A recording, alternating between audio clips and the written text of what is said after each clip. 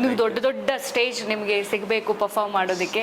Okay, ಈಗ ಈ stage, ಈ ಪರ್ಫಾರ್ಮೆನ್ಸ್ ಇದ್ರ ಹಿಂದೆ ಸ್ಟ್ರಗಲ್ಸ್ಗಳು ಕೂಡ ಇರುತ್ತೆ. ಬಿಕಾಸ್ ನಾವು ಬರೀ ದರ್ಶನ್ ಸರಿಗಮಪ ಅನ್ನೋ ಸ್ಟೇಜ್ ಮೇಲೆ ಹಾಡ್ತಾ ಇದ್ದಾರೆ ಅನ್ನೋದಷ್ಟೇ ನೋಡ್ತೀವಿ. ಬಟ್ ಬ್ಯಾಕ್ ಎಂಡಲ್ಲಿ ಅದರ ಸ್ಟ್ರಗಲ್ಸ್ ನಿಮಗೆ ಗೊತ್ತು. ಹೇಗಿತ್ತು ಆ ಸ್ಟ್ರಗಲ್ಸ್? ಅಂದ್ರೆ ಯಾವ ತರ ಅಂದ್ರೆ ಅಪರ್ಚುನಿಟಿ ಹೋದಾಗ, ಆಡಿಷನ್ಗೆ ಹೋದಾಗ ಎಷ್ಟು ಜನ ಇದ್ರು, ಆ ಸೆಲೆಕ್ಟಿವ್ ಪ್ರೋಸೆಸ್? ಇನ್ನೊಂದೇನಂದ್ರೆ ನಾನು ಆಡಿಷನ್ಗೆ ಹೋದಾಗ ಸುಮಾರು ಒಂದು 2000 ಜನ ಇದ್ರು. ಲೈಕ್ ಓಕೆ ಕೊಡೋಣ, ಸೆಲೆಕ್ಟ್ ಆಗ್ತೀನಿ ಅಲ್ವಾ ಹಬ್ಬ ಈ ಸತಿ ಅಂತೂ ನನಗೆ ಇಲ್ವೇ ಇಲ್ಲ. ಓಕೆ ಅಭ್ಯಾಸ ಆಗ್ಬಿಡಿತ್ತು ಅದು. ಆಡಿಷನ್ ಕೊಟ್ಟು ಸರಿ ಏನ್ ಮಮ್ಮಿ ಆಡಿಷನ್ಗೆ ಹೋಗ್ಬೇಕಾಯ್ತು, ಹೋದೆ, ನಿಂತ್ಕೊಂಡ್ವಿ ಒಂದು ಸಂಜೆವರೆಗೂ ಆಯ್ತು. ಆಮೇಲೆ ಕಾಲ್ ಮಾಡಿದ್ರು ಸೆಕೆಂಡ್ ರೌಂಡ್ ಅಂತ. ಆಮೇಲೆ ಕಂಠೀರವಲ್ಲಿ ಕರೆದಿದ್ರು ಅವಾಗ ಫಾರ್ಮ್ ಫಿಲ್ ಮಾಡೋಕ್ಕೆ ಅಂತ. ಸೊ ನಾನು ಅವಾಗ ಒಂದು ಸ್ವಲ್ಪ ಅನ್ನಿಸ್ತು ಓಕೆ ಸೆಲೆಕ್ಟ್ ಆಗ್ಬೋದೇನೋ ಅಂತ.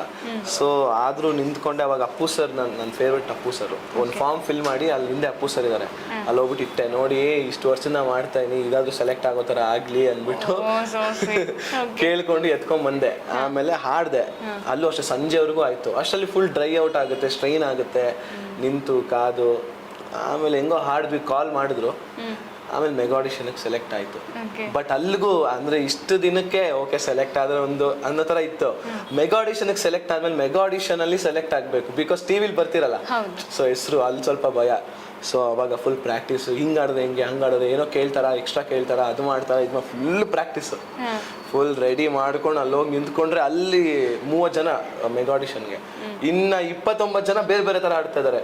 ಇವ್ನು ಅಷ್ಟು ಚೆನ್ನಾಗಿ ಆಡ್ತಾನೆ, ಇವ್ರು ಚೆನ್ನಾಗಿ ಆಡ್ತಾರೆ, ಇವ್ರು ಆಗ್ತಾರೆ, ಅವ್ರು ಆಗ್ತಾರೆ. ಸೊ ಹಿಂಗಿತ್ತು ಫುಲ್ ತಲೆಯಲ್ಲಿ, full mixture. Okay okay, beautiful.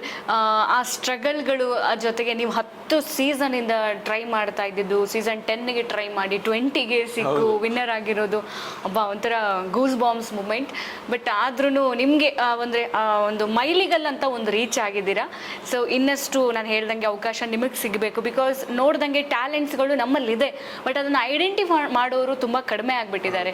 So ಈ ಸ್ಟೇಜ್ಗಳು, ಅದರ ಜೊತೆಗೆ ನಮ್ಮಲ್ಲೇ ಇರುವವರು ಒಂದಷ್ಟು ಜನರನ್ನು ಗುರುತಿಸ್ತಾ ಹೋದರೆ ಮೇ ಬಿ ನಮ್ಮಲ್ಲೂ ಒಳ್ಳೊಳ್ಳೆ ಟ್ಯಾಲೆಂಟ್ಗಳು ಸಿಗುತ್ತೆ. ಆವಾಗ ನಾವು ಪರಭಾಷೆಯಿಂದ, ಪರದೇಶ, ಪರರಾಜ್ಯದಿಂದ ಕರ್ಕೊಂಬರುವಂಥ ಅವಶ್ಯಕತೆ ಇರಲ್ಲ ಅಂತ ಹೇಳ್ಬೋದು.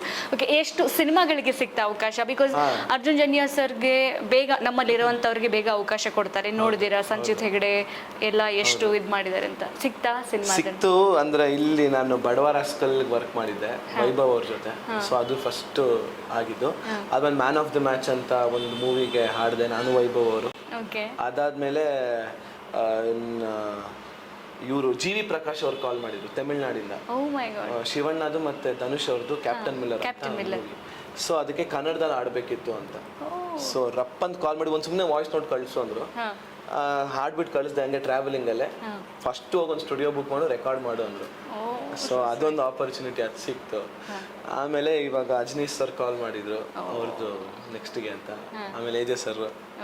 ಸೊ ಅದಾಗಬೇಕು. ಬುಕ್ ಆಗಿದ್ದೀರಾ? ಹೌದು. ಓಕೆ, ಸ್ಟಾರ್ಟಿಂಗ್ ಪ್ರಾಸೆಸ್ ಆಗಿದೆ ಬಿಡಿ. ಇನ್ ಮೆಗಾ ಆಡಿಷನ್ ಅವ್ರ ಸ್ಟುಡಿಯೋದಲ್ಲಿ ರೆಕಾರ್ಡ್ ಮಾಡೋದಷ್ಟೇ. ಓಕೆ, ಸೊ ನಿಮಗೆ ಯಾವ ಥರದ ಡ್ರೀಮ್ಸ್ ಇದೆ ಸಂಗೀತ ಲೋಕದಲ್ಲಿ? ಯಾವ ಥರ ಡ್ರೀಮ್ಸ್ ನಿಮ್ಮಲ್ಲಿದೆ? ನನಗೆ ಇವಾಗ ಫೀಲ್ಡಲ್ಲಿ ಇರಬೇಕು ಅಷ್ಟೇ. ಒಂದು ಹಾಡ್ತಾ ಇರಬೇಕು, ಶೋಸ್ ಮಾಡ್ತಾ ಇರಬೇಕು, ಬ್ಯುಸಿ ಇರಬೇಕು. ಆಮೇಲೆ ಈ ಟ್ರೋಫೀಸು ಅದು ಇದೆಲ್ಲ ಅದ್ರಲ್ಲಿ ತಲೆಗೆ ಹಾಕ್ಕೊಳ್ಳೋಕ್ಕೆ ಐ ಆಮ್ ನಾಟ್ ಇಂಟ್ರೆಸ್ಟೆಡ್. ಅಂದರೆ ಬಂದರೆ ಇರ್ಬೋದು, ಬಟ್ ನನಗೇನು ಅಂದರೆ ಇವತ್ತು ಸುಮ್ಮನೆ ಖಾಲಿ ಕೂತಿದ್ರೆ ಒಂಥರ ನನಗೆ ಒಂಥರ ಏನು ಮಾಡ್ತಾ ಇದ್ದೀನಿ, ಅಯ್ಯೋ ಏನು ಮಾಡ್ತಿಲ್ವಾ, ಯಾಕೆ, ಅಯ್ಯೋ ಹಂಗೆ ನಂಗೆ ನಿಜವಾಗ್ಲೂ ಹಂಗೆ. ದಿನ ಬಿಸಿ ಇರಬೇಕು, ದಿನ ಏನಾದ್ರು ಒಂದು ಮಾಡ್ತಾ ಇರಬೇಕು. ನಾನೇ ಹುಡ್ಕೋತೀನಿ. ಬ್ಯುಸಿ ಇಲ್ಲ ಅಂದರೆ ನಾನೇ ನನ್ನ ಫ್ರೆಂಡ್ ಫೋನ್ ಮಾಡಿ ಎಲ್ಲಿದ್ಯಾ, ಸ್ಟುಡಿಯೋಲಿ ಇದೆಯಾ, ಏನು ಮಾಡ್ತಿದ್ಯಾ, ಅವ್ರೇನೋ ಮಾಡೋಕ್ರೆ ಇದು ಹೆಂಗೆ ಮಾಡೋದು, ಅದಂಗೆ ಸುಮ್ಮನೆ ಒಟ್ನಲ್ಲಿ ಬ್ಯುಸಿ ಇರಬೇಕು ಆ ಥರ. ಇವತ್ತು ಅಷ್ಟೇ ಇಲ್ಲಿ ಬಂದೆ, ಇವಾಗ ಸಂಜೆ ಕೆಲಸ ಇಲ್ಲ, ಬಟ್ ಆದರೂ ಕಾಲ್ ಮಾಡಿ ಲೂಪ್ ಸ್ಟುಡಿಯೋ ಅಂತ ಇದೆ ಇವ್ರು ಸಾಧು ಸರ್. ಸೊ ಅಲ್ಲಿಗೆ ಹೋಗಿ ಒಂದು ಸಾಂಗ್ ರೆಕಾರ್ಡ್ ಮಾಡೋಣ ಅಂತ. ಅಂದರೆ ಟ್ರ್ಯಾಕ್ ಇದೆ. ಸೊ ನೆಕ್ಸ್ಟ್ ಬ್ಯುಸಿ ಆಗ್ಬಿಡ್ತೀನಿ ನೆಕ್ಸ್ಟ್ ಒಂದು ವೀಕ್ಗೆ. ಸೊ ಇವತ್ತು ಮಾಡೋಣ ಅಂತ. ಹಾಡು ನೀವೇ ಬರ್ಕೊಂತೀರಾ? ಹಾಡು ಬರಿತೀರಿ, ಬಟ್ ನನಗೆ ನನ್ನ ಫ್ರೆಂಡ್ ಒಬ್ರಿದ್ದಾರೆ ಸಪೋರ್ಟ್ ಮಾಡಕ್ಕೆ. ಅದೇ ಒಂದು ಸಾಂಗ್ ಕರೆಕ್ಟ್ ಹೇಳಿ. ನಾವು ಕೂತ್ಕೊಂಡ್ರೆ ಎಲ್ಲ ಗ್ಯಾಂಗೆ ಕೂತ್ಕೊಂಡು ವರ್ಕ್ ಮಾಡ್ತೀವಿ. ಹಿಂಗಿದೆ ಪ್ಲಾನು. ಸೊ ನಾನು ಔಟ್ಪುಟ್ ಪ್ಲಾನ್ ಕೊಡ್ತಾ ಇದ್ರೆ ಅವರು ಅದಕ್ಕೆ ವರ್ಡ್ಸ್ ಕೊಡ್ತಾ ಇರ್ತಾರೆ. ಸೊ ಹಿಂಗೆ ಬೇಕು ಹಂಗೆ ಬೇಕು ಅಂದ್ರೆ ಆ ಥರ ಸಿಗ್ತಾ ಇರುತ್ತೆ. ಓಕೆ ಪಕ್ಕದಲ್ಲಿ ಇನ್ನೊಬ್ರು ಮ್ಯೂಸಿಕ್ ಕೂತಿರ್ತಾರೆ. ಸೊ ಹಂಗೆ ನಮ್ದೊಂಥರ ಟೀಮು. ಓಕೆ ಅದನ್ನ ಲೈವ್ ಪರ್ಫಾರ್ಮೆನ್ಸ್ ಅಲ್ಲೂ ಕೂಡ ಮಾಡ್ತೀರಾ ನೀವು ಬರ್ದಿರೋ ಹಾಡು? ಇನ್ನ ಮಾಡಿಲ್ಲ ಇದೆಲ್ಲ. ಆ ಲೈವ್ ಪರ್ಫಾರ್ಮೆನ್ಸ್ ಅಲ್ಲಿ ನಾವು ಕಂಪೋಸ್ ಮಾಡಿರೋ ಸಾಂಗ್ಸ್ ಎಲ್ಲ ಹಾಡ್ತಾ ಇರ್ತೀರಾ? ಬಿಕಾಸ್ ಯಾಕಂದ್ರೆ ಸರಿಗಮಪರಿ ಹಾಡಿದ ಹಾಡನ್ನ ನೀವು ಬೇರೆ ಕಡೆ ಹಾಡೋದಿಕ್ಕೆ ಆಗಲ್ಲ. ಅದು ಆಗುತ್ತಾ? ಸೇಮ್ ಮೂವಿ ಸಾಂಗ್ಸ್ ಅಲ್ಲ.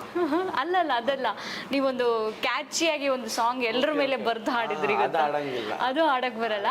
ಅದೇ ತರ ಬೇರೆ ಒಂದು ಟ್ರೆಂಡ್ ನ ಸೆಟ್ ಮಾಡಿ ನೀವು ಹಾಡ್ಬೋದು ಅನ್ಸುತ್ತೆ. ಟ್ರೈ ಮಾಡ್ತಾ ಇದ್ದೀರಾ ಆ ತರ? ಆಕ್ಚುಲಿ ಇವಾಗ ಆಲ್ಬಮ್ಗೆ ನಾವು ಪ್ಲಾನ್ ಮಾಡ್ತಾ ಇದೀರಿ, ಲೈಕ್ ವರ್ಜಿನಲ್ಸ್ ತರ. ಸೊ ಅದಕ್ಕೆ ಈ ತರ ಬರೆಯಕ್ ಕೂತಿದೀವಿ. ಸೊ ಒಂದು ಕಾನ್ಸೆಪ್ಟ್ ಇಟ್ಕೊಂಡು. Okay okay. ಈಗ ಸಿಂಗರ್ಸ್ಗೆ ಯೂಶಲಿ ಅವ್ರ ಮಾರ್ನಿಂಗ್ ರೂಟೀನ್ ಹೇಗೆ ಸ್ಟಾರ್ಟ್ ಆಗುತ್ತೆ? ನನ್ನ ರೂಟೀನ್ ಹೆಂಗೆ ಅಂದರೆ ಬೆಳಿಗ್ಗೆ ಎದ್ದೊಳ್ತಿದ್ದಂಗೆ ಬ್ರಷ್ ಮಾಡಿ ಕೂತ್ಕೊಂಡು ಸ್ವಲ್ಪ ಗಾಡ್ಗಳೆಲ್ಲ ಮಾಡಿ ಆಮೇಲೆ ಕೂತ್ಕೊಂಡು ಒಂದು 1 hour ಪ್ರಾಕ್ಟೀಸ್ ಮಾಡ್ತೀವಿ. ಸೊ ರಿಯಾಜ್ ಅಂತ ಕರೀತಾರೆ. ಸೊ ಕೂತ್ಕೊಂಡು ಫುಲ್ ಆರೋಹಣ ಅವರೋಹಣ ಸಾರೆಗಾಮ ಪದನಿಸ ಎಲ್ಲ ಆಕಾರದಲ್ಲಿ. ಆಮೇಲೆ ವೋಕಲ್ ವಾರ್ಮ್ ಅಪ್ಸ್ ಅಂತ ಇರುತ್ತೆ ವೆಸ್ಟರ್ನ್ದು, ಅದರಲ್ಲಿ ಆ ಥರ ಎಲ್ಲ ಅದನ್ನು ನೀವು ಮಾಡ್ತೀರಾ? ಓಕೆ. ಸೊ ಅದಲ್ಲೂ ಈ ಥರ ಮಾಡ್ತೀರಿ.